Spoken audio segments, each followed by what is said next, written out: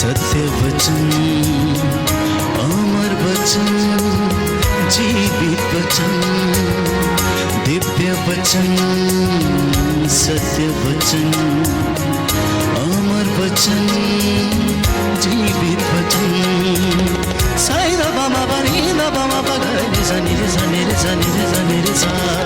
दिव्य वचन, सत्य वचन, अमर वचन, जीवित वचन, दिव्य वचन, दिव्य वचन।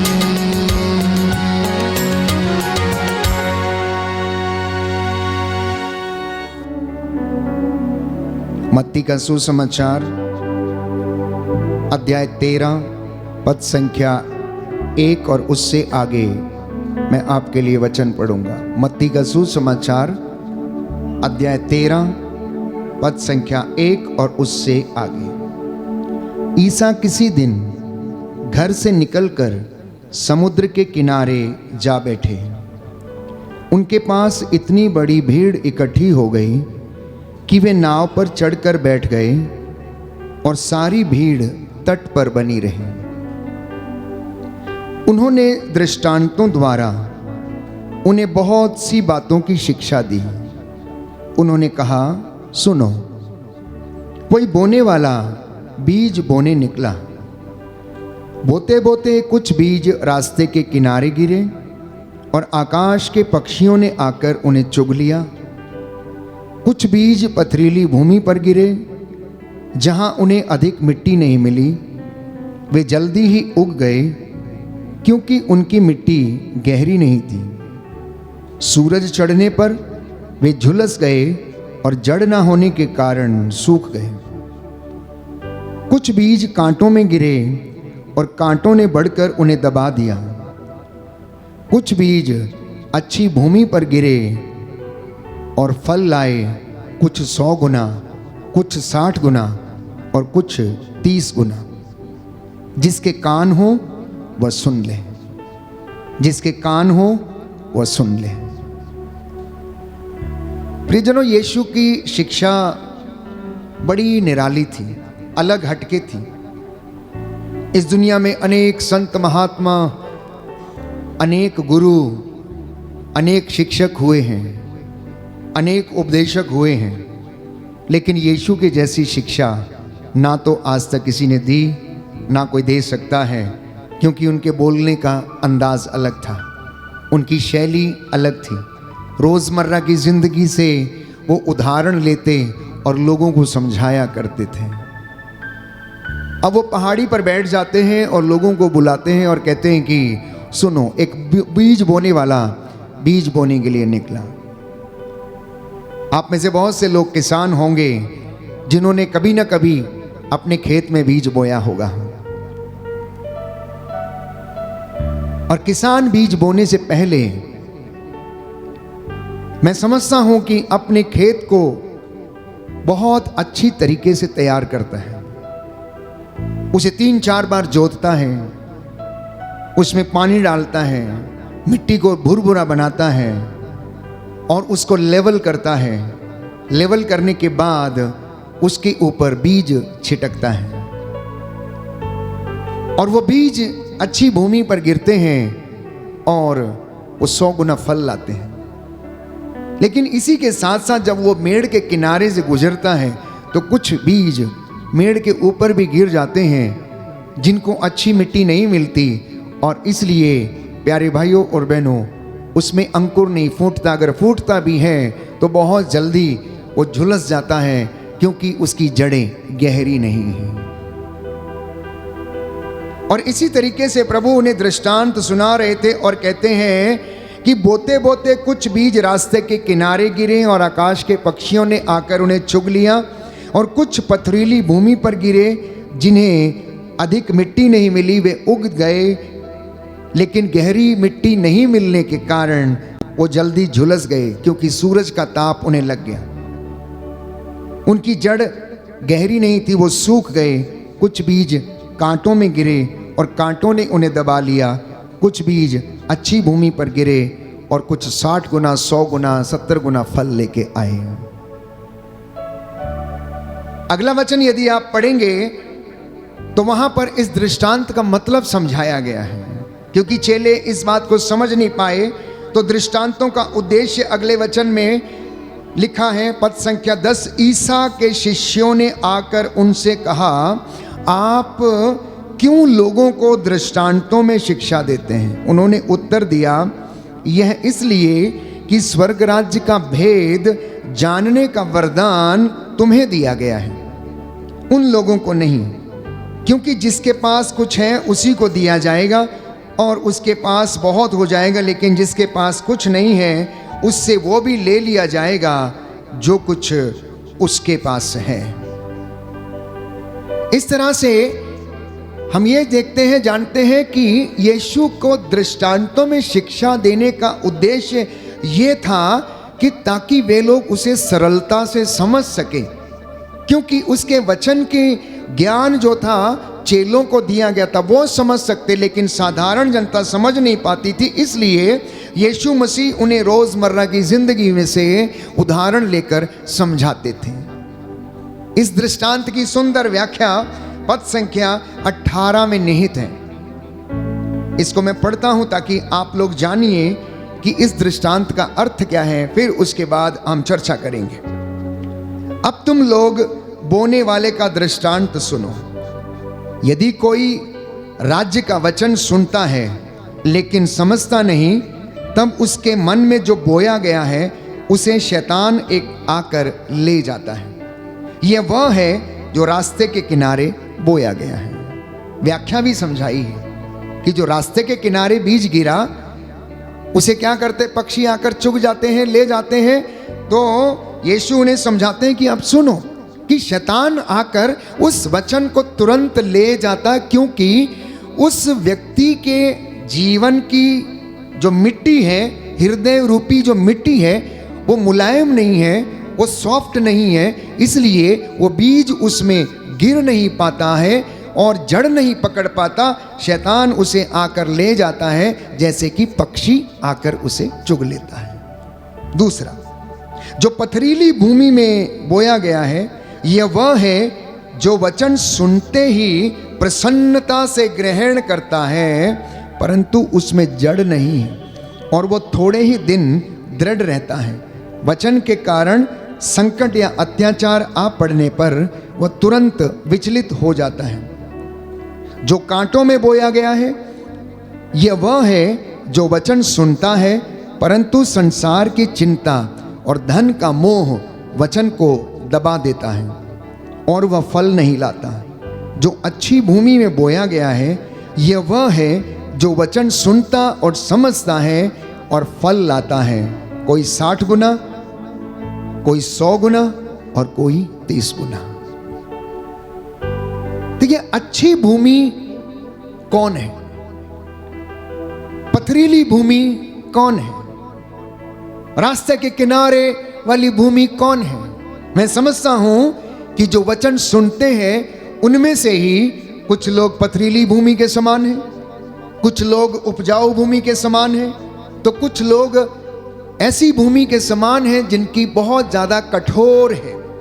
वचन सुनते हैं, प्रसन्नता से ग्रहण करते हैं, लेकिन उसकी जड़ें गहरी नहीं हो पाती हैं। तो मैं आपको बता रहा था कि एक किसान अपने खेत के भूमि को अच्छी तरह से तैयार करता और तब उसमें बीज बोता है और कुछ दिनों के बाद वो देखता है कि उसमें अंकुर फूट निकला है और धीरे धीरे जैसे जैसे समय बीतता जाता है वो पौधा बन जाता है और एक दिन उस पौधे में बाल आती है और वो बहुत सारे दाने प्रोड्यूस करता है। क्या मेरा और आपका जीवन ऐसा है?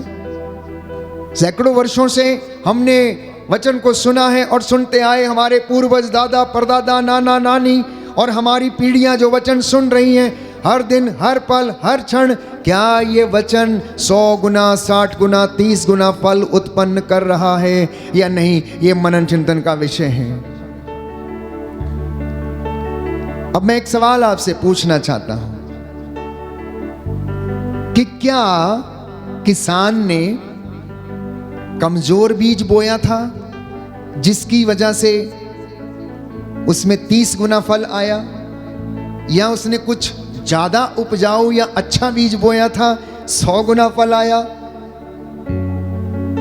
कैसा बोया होगा बताइए?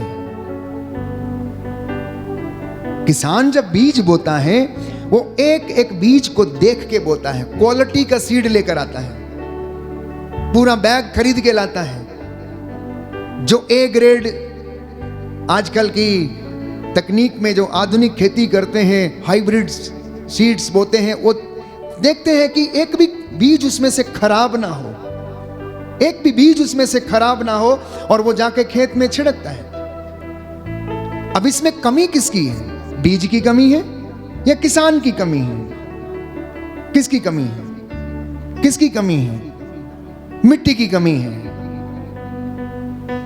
क्योंकि मिट्टी के अंदर दाने को शक्ति सामर्थ्य देने का वो नहीं है, बल नहीं है उसमें।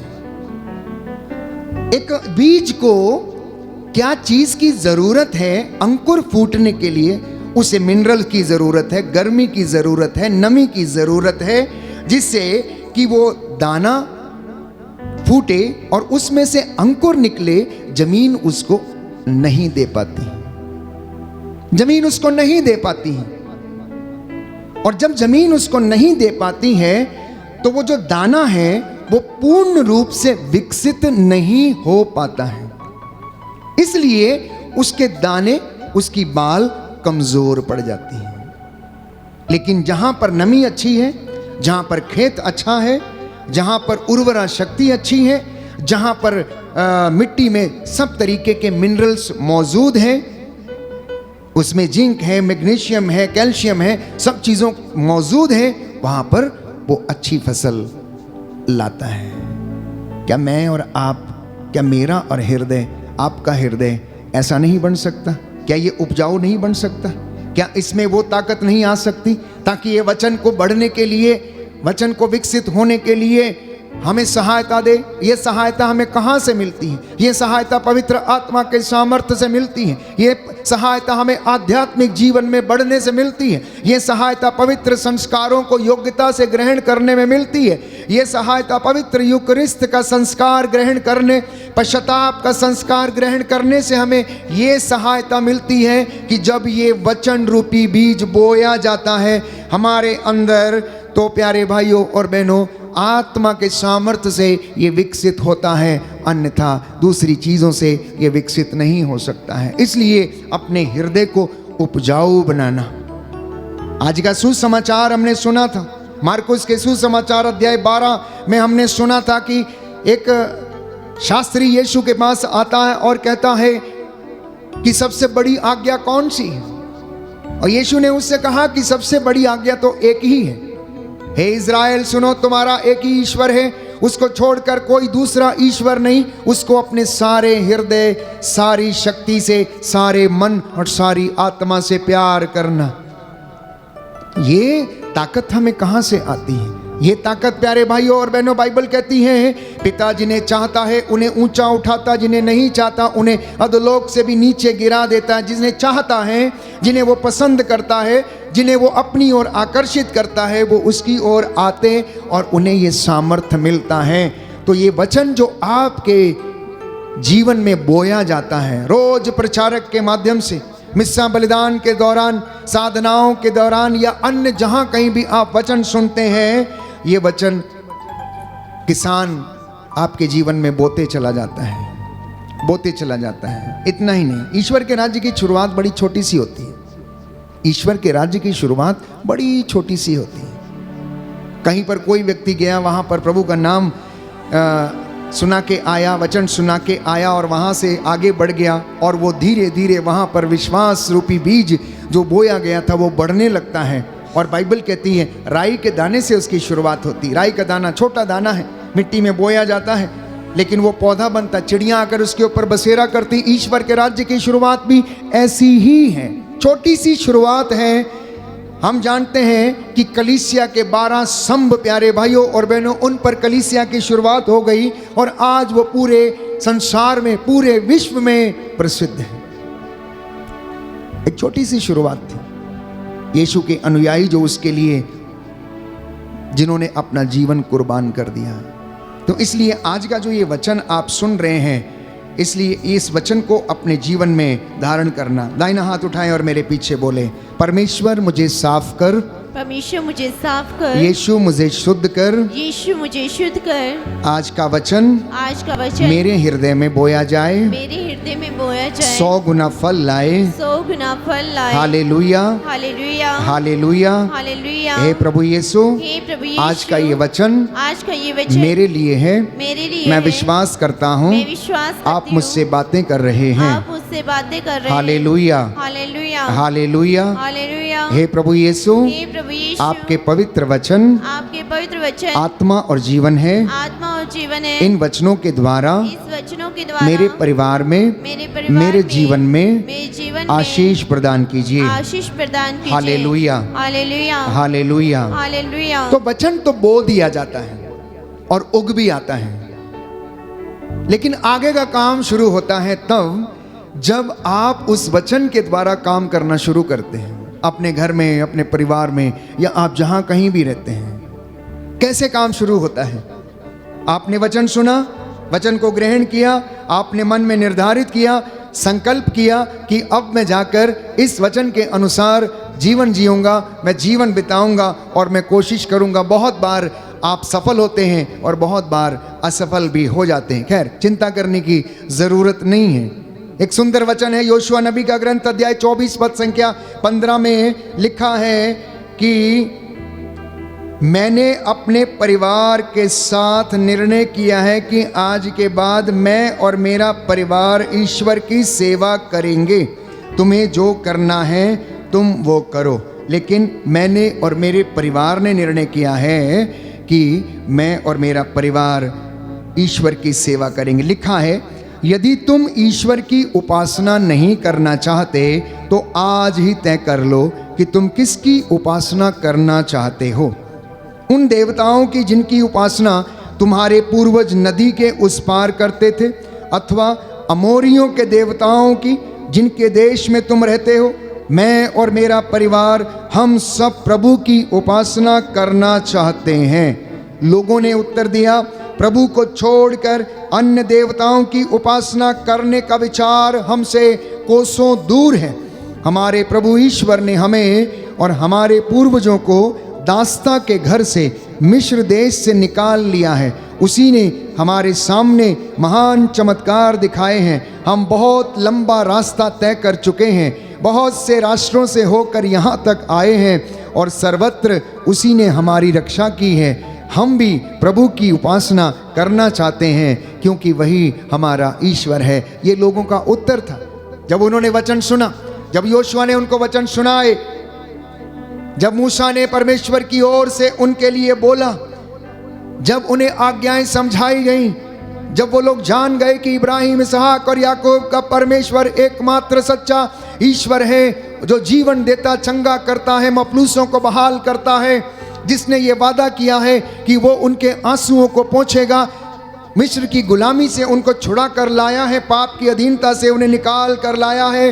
अब वो प्रभु उनके लिए चिन्ह और चमत्कार दिखाएगा। इसलिए योशुआ लिखता है, प्यारे भाइयों और बहनों, कि तुम आज अपने आप को पवित्र करो और कल प्रभु तुम्हारी आंखों के सामने चमत्कार करेगा। बोलो आमीन, आमीन, हालेलुया, हालेलुया, हालेलुया, हालेलुया, हालेलुया। हालेलुया। योशुआ ने लोगों से कहा, योशुआ ने लोगों से कहा, अपने को पवित्र बनाए रखो, अपने को पवित्र बनाए रखो, क्योंकि कल प्रभु तुम्हारी आंखों के सामने तुम्हारी आंखों के सामने चमत्कार करेगा। चमत्कार करेगा। Hallelujah, hallelujah. हे प्रभु यीशु, हे प्रभु यीशु, मुझे शुद्ध कीजिए, मुझे साफ कीजिए, मुझे पवित्र कीजिए, मुझे पवित्र जिससे कीजिए, कि मैं जिससे कि आपकी मैं महिमा देख सकूं, आपकी महिमा चमत्कारों देख को देख सकूं। चमत्कारों को देख सकूं। हालेलुया, हालेलुया, हालेलुया। हालेलुया। तो उस भूमि को उपजाऊ बनाने के लिए पवित्रता सबसे पहला माध्यम है।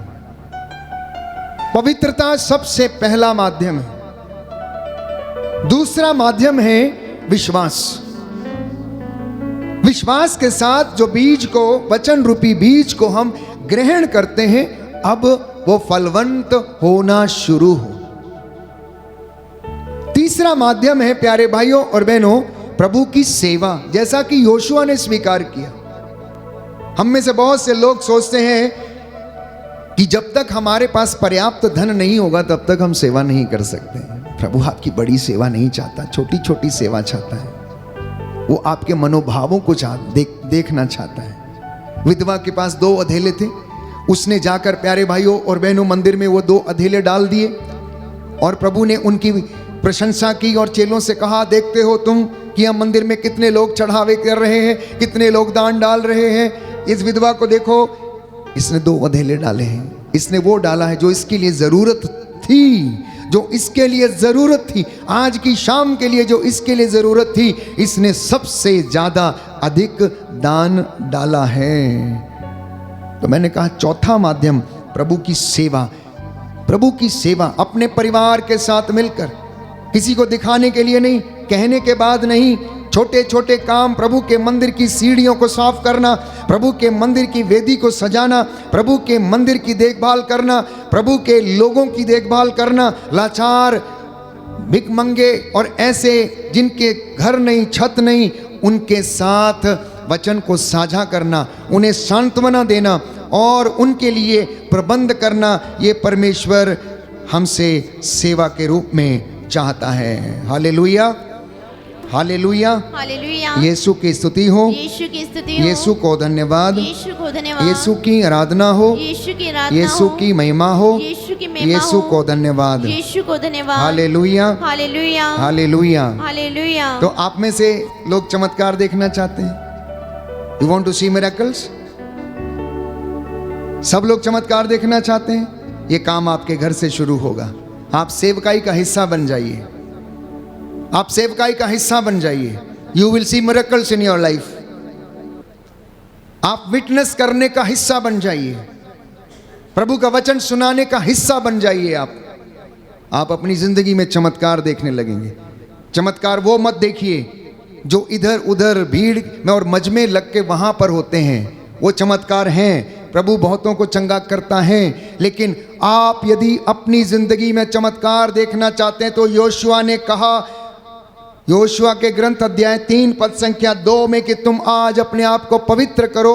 कहने का मतलब ये है कि तुम आज प्रभु की सेवकाई में शामिल हो जाओ, उसके कामों में शामिल हो जाओ और परमेश्वर कल तुम्हारी आंखों के सामने चमत्कार करेगा। कहने का मतलब है दशमांश में पूरे रहो, प्रार्थना में पूरे रहो, उपवास में पूरे रहो, सेवा में पूरे रहो, क्योंकि धर्मी व्यक्ति से परमेश्वर यही अपेक्षा करता है। और जो व्यक्ति इन बातों का पालन करता है, धर्म के मार्ग पर चलता है, अपने अंगों को अधर्म के साधन नहीं बनने देता, बाइबल कहती है परमेश्वर अपने भक्त के घर में डेरा डालता है, उसके दास की हड्डियों की रक्षा करता है।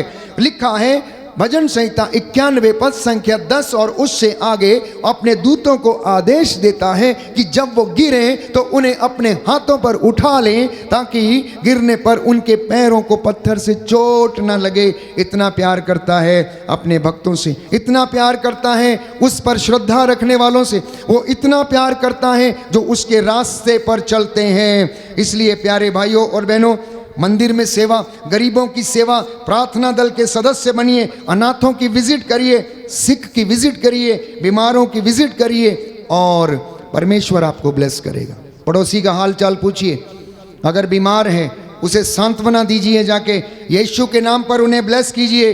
प्यारे भाइयों और बहनों, अब बात यह है, आपके पास यीशु होगा तभी आप दे सकते हैं। अगर यीशु है नहीं तो आप कहाँ से देंगे? इसलिए आप जाते नहीं मिलने के लिए, क्योंकि यू डोंट हैव जीसस। आपके पास यीशु नहीं है।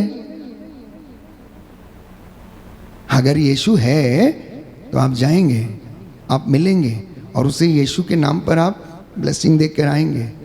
क्योंकि हमारे पास वो नहीं है, हमारे पास वो नहीं रहता, इसलिए हम मिलने जाते नहीं। हमारे पास कोई और रहता है। हमारे पास धन, लोभ, लालच, हर प्रकार की सांसारिक चीज़ों में हम व्यस्त रहते हैं, इसलिए हम वो चीज़ें देकर आते हैं क्या आप जब आप गरीब बीमार के पास जाते हैं, क्या आप में से कभी किसी ने उसे 100 रुपया दिया? क्या आप में से कभी किसी ने 500 रुपये दिए कि लो भाई दवाई कर लेना? कितने लोग अस्पताल में विजिट करने के लिए जाते हैं, वो बेचारा वहाँ पर आपको चाय भी पिलाता है, बिस्किट भी खिलाता है और आपको वहाँ से भेजता है, लेकिन आप उसको 150 रुपये निकाल के नहीं देते हैं। ये कैसी विजिट है? ये कैसी विजिट है? इतना ही नहीं कि आप भले ही आप लोकधर्मी हैं, आप वहाँ पर गए हैं, आप एक छोटा प्रार्थना भी करके शायद बहुत बार नहीं आते हैं रोगी की शैया के पास। क्यों? क्योंकि हम यीशु को अपने साथ रखते नहीं, लेकर नहीं जाते, बुलाते नहीं, लेकर नहीं जाते हैं। इसलिए हमारी सेवकाई, हमारा कार्य, हमारी भूमि उपजाऊ नहीं बन सकती है।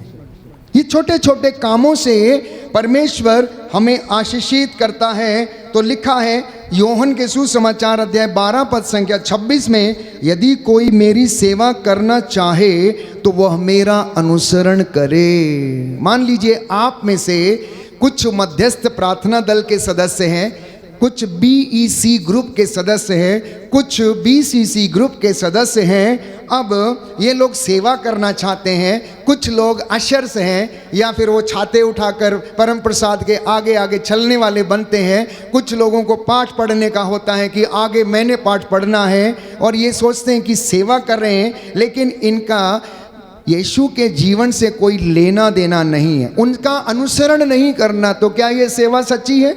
ये सेवा सच्ची नहीं है। ये सेवा सच्ची नहीं है, ये दिखावे की सेवा है। इसलिए यीशु ने कहा यदि तुम मेरी सेवा करना चाहते हो तो मेरा अनुसरण करो, क्योंकि जहाँ मैं हूँ वहाँ मेरा सेवक भी होगा, और जो मेरी सेवा करेगा मेरा पिता उसका सम्मान करेगा। बोलो आमीन। आमीन। दाहिना हाथ उठाकर वचन दोहराएंगे, हालेलुया। हालेलुया। यीशु ने कहा योहन का सुसमाचार अध्याय 12 पद संख्या 26, यदि कोई मेरी सेवा करना चाहे तो वह मेरा अनुसरण करे, जहाँ मैं हूँ वहाँ मेरा सेवक भी होगा, जो मेरी सेवा करेगा मेरा पिता उसका सम्मान करेगा। हालेलुया, हालेलुया, हालेलुया। कौन सम्मान करेगा? कौन सम्मान करेगा? स्वर्गीय पिता। यीशु ने कहा स्वर्गीय पिता सम्मान करेगा। ये आपकी सेवा नॉर्मल सेवा नहीं होगी, एक्स्ट्राऑर्डिनरी सेवा होगी। जब आप उसे मन से, आत्मा, हृदय से, पूरी शक्ति से करते हैं तो पिता प्रसन्न होता है और वो हमें ब्लेस करता और आशीर्वाद प्रदान करता है। और यीशु कहता है कि मेरा पिता तुम्हारा सम्मान करेगा, मेरा पिता तुम्हारा सम्मान करेगा। सेवा, उपासना, आराधना, उसकी हजूरी में बैठना, उसकी बंदगी करना, उसके साथ थोड़ा समय बिताना, जैसे आप मित्र के साथ बिताते हैं। आप घंटों अपना समय पड़ोसन के साथ दूसरी पड़ोसन की निंदा करने में गुजार देते हैं। मिलता क्या है? सिरदर्द, नेगेटिव स्पिरिट, नकारात्मकता, नेगेटिविटी, वो आप घर में लेकर आते हैं। यहां बैठने से, आराधना में बैठने से, गीत गाने से, भजन गाने से क्या मिलता है? खुशी, आनंद, पॉजिटिव स्पिरिट, संतों और दूतों की मध्यस्थता, मां मरियम की मध्यस्थता, जो आपको आने वाले, भले आपको दिखती नहीं है लेकिन ऐसा नहीं है कि वो है नहीं। अंकुर कैसे फूटता है, पौधा कैसे बढ़ता है, हमको दिखता नहीं है, लेकिन 4-5 दिन के बाद देखते हैं तो इतना बड़ा हो जाता है। वैसे हमारी जिंदगी में आशीर्वाद है, वैसे हमारी जिंदगी में आध्यात्मिक जीवन है। हमें दिखता नहीं है लेकिन हम बढ़ते जा रहे हैं, बढ़ते जा रहे हैं, बढ़ते जा रहे हैं। फादर को देखिए, प्रचारक को देखिए, भक्त को देखिए, लोक धर्मियों को देखिए, जो निरंतर प्रार्थना में, उपवास में रहते हैं, उनको विजन मिलने लगते हैं, प्रार्थना में बढ़ने लगते हैं, परमेश्वर उन्हें ब्लेस करने लगता है। तो आपकी उपासना, आराधना, प्यारे भाइयों और बहनों, ये भी प्रभु की एक सेवा है, ये भी प्रभु की एक सेवा है। एलिया और एलीशा के विषय में आप जानते हैं।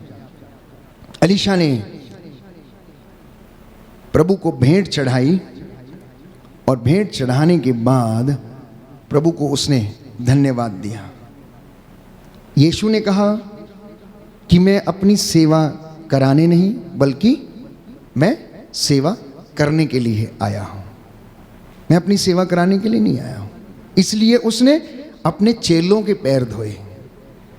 कौन ऐसा गुरु, कौन ऐसा महात्मा, कौन ऐसा व्यक्ति है जिसने अपने चेलों के पैर धोए और उन्हें यह पाठ पढ़ाया कि जैसा मैंने तुम्हारे साथ किया वैसा तुम भी एक दूसरे के साथ किया करो।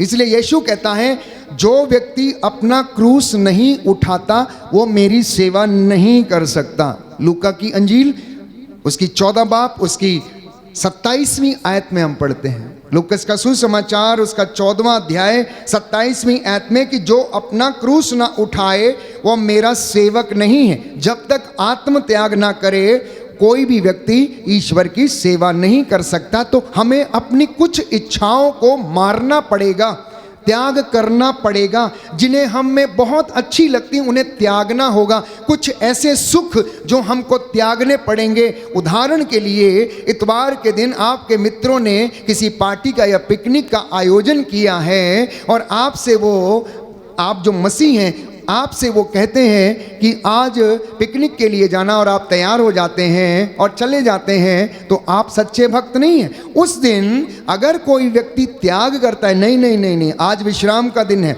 मैं पहले चर्च जाऊंगा, पहले मैं परम प्रसाद ग्रहण करूंगा, प्रभु का दिन पवित्र रखूंगा, उसके बाद मैं दूसरे कार्य करूंगा, क्योंकि हमारा पवित्र शास्त्र हमें इस बात की इजाज़त नहीं देता कि हम ईश्वर के दिन का उल्लंघन करें, बल्कि पवित्र बाइबल ये कहती है कि ईश्वर का दिन पवित्र रखो, उसके दिन का आदर करो, क्योंकि जो उसके समय से चोरी करता है वो सबसे बड़ा चोर है।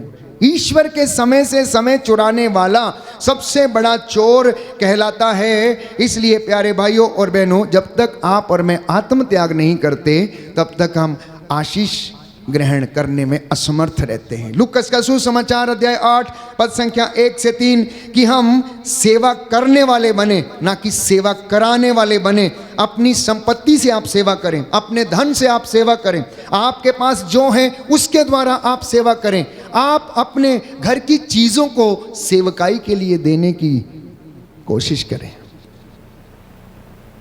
मैंने देखा है कई बार कोई व्यक्ति गांव में या अन्यत्र कोई चर्च में अगर फंक्शन है तो वो अगर उनके घर से गाड़ी भी लाते हैं या ट्रैक्टर भी लाते हैं तो किराया लेते हैं, उसका भी किराया लेते हैं। प्यारे भाइयों और बहनों, प्रभु के मंदिर की सेवा के लिए अगर कोई इस तरीके से कार्य करता है और इस तरीके से वो अपने संपत्ति से या धन से सेवा नहीं कर पाता है तो उसको आशीर्वाद नहीं। क्योंकि कभी कभार किसी को ऐसे मौके मिलते हैं जब कि वो प्रभु के कार्यों के लिए, इवेंजलाइजेशन के लिए, उसके पवित्र जुलूस के लिए और उसके पवित्र कामों के लिए अपनी संपत्ति का वो इस्तेमाल करते, चीज़ों का इस्तेमाल करते हैं। सर्व विद योर प्रॉपर्टी, अपने संपत्ति के साथ ईश्वर की सेवा करना और परमेश्वर आपके ऊपर धन की वर्षा करेगा। लिखा है मलाकी के ग्रंथ में, हम पढ़ते हैं मलाकी के ग्रंथ में अध्याय 3 और उससे आगे हम पढ़ते हैं। कहता है तुम इस बात में मुझे परख लो, तुम इस बात में मुझे परख लो।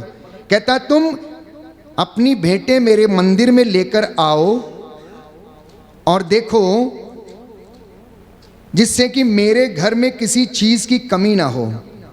आपके लिए वचन पढ़ूंगा, मलाकी का ग्रंथ अध्याय 3 पद संख्या 6 से पढ़ते हैं।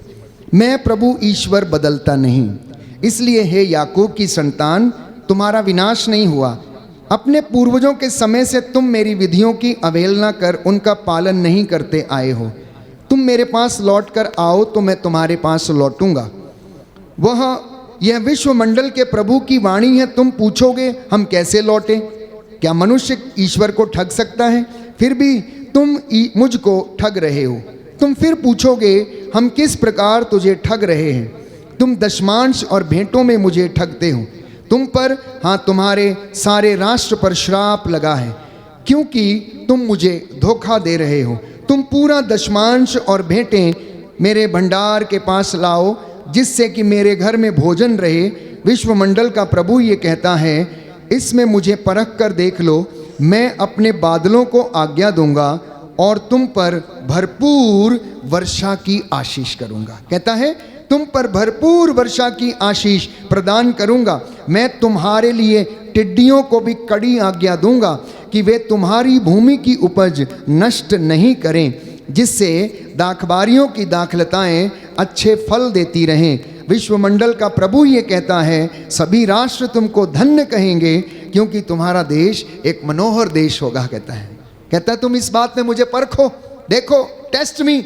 मैं हमेशा ईमानदार हूं और मैं एक रूप रहता हूं, मैं बदलता नहीं, लेकिन तुम बदल जाते हो। अब तुम ऐसा करो कि तुम अपने भेंटों को मेरे भंडारों में जमा करो और देखो कि मैं अपने बादलों को आदेश दूंगा कि वो तुम पर आशीष की वर्षा करें। कहता है टिड्डियों से कहूंगा इनकी फसल को मत चाटो। ये टिड्डियां क्या हैं?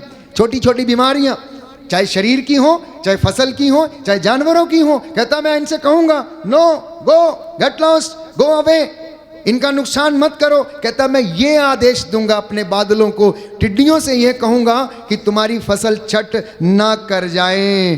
तो चर्च जाने का मतलब सेवा करना नहीं है। केवल चर्च जाने का मतलब सेवा करना नहीं है। आपके अंदर सेवा भाव को जागृत होना अनिवार्य है। आपके अंदर आत्मा बना रहे, आत्मा आपको अगुवाई करता रहे, ये जरूरी है। अपने आप को प्रभु में बनाए रखना ये जरूरी है। अपने आप को आत्मा में बनाए रखना, आत्मा में चलाना ये जरूरी है। और आत्मा द्वारा ईश्वर के भेद को जानना ये जरूरी है। ये जरूरी है प्यारे भाई और बहन। बिना आत्मा के हम लोग कुछ भी नहीं कर सकते हैं। बिना आत्मा के हम लोग कुछ भी नहीं कर सकते हैं। इसलिए अब आप एक दूसरे के लिए प्रार्थना करना, ताकि हर व्यक्ति परमेश्वर के इस वचन को समझे। और एक आखिरी बात कि अंगीकार करना सीखिए। अंगीकार का मतलब समझते हैं? कन्फेशन करना। कन्फेशन करना कि परमेश्वर मेरा मुक्तिदाता है, परमेश्वर चंगाई दाता है। यहोवा परमेश्वर जो मफलूसों को बहाल करता है वो मेरा खुदा है। मैं उस पर ईमान रखता हूँ।